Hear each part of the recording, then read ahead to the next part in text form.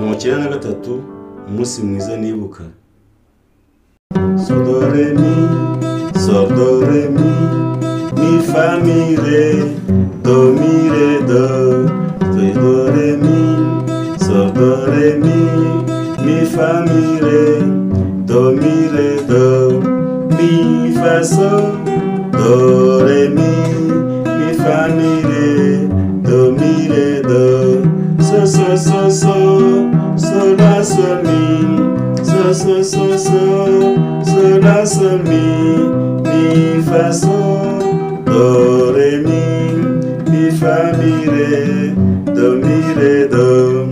Umunsi mwiza nibuka nuwona kwe mereyeho wambereye umucunguzi nje nkwiziza we nishimye.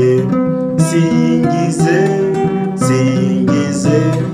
Yesu wanyogeje ibyaha, anyigisha iby'inzira ye ngo nsengeshe menezerwe.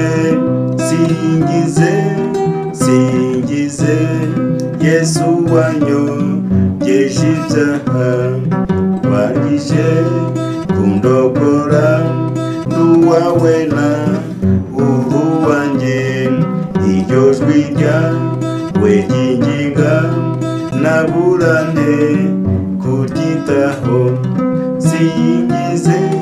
Singize Yesu wanyogeje ibyaha, nyigisha iby'inzira ye ngo nsengeshe menezerwe.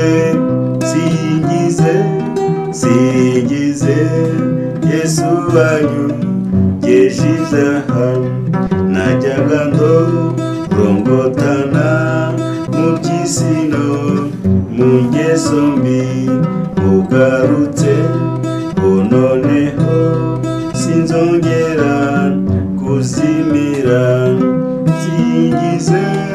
Singize Yesu wanyogeje ibyaha, anyigisha iby'inzira ye ngo nsengeshe menezerwe.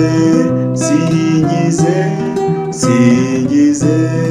Yesu wanyogeje ibyaha, iteka nza gukorera iby'isi bizinutswe no mu ipfa ryanjye mukiza. Sinzarorera kwishima. Singize Yesu wanyogeje ibyaha, anyigisha iby'inzira ye ngo nsengeshe menezerwe. Singize Yesu wanyogeje ibyaha.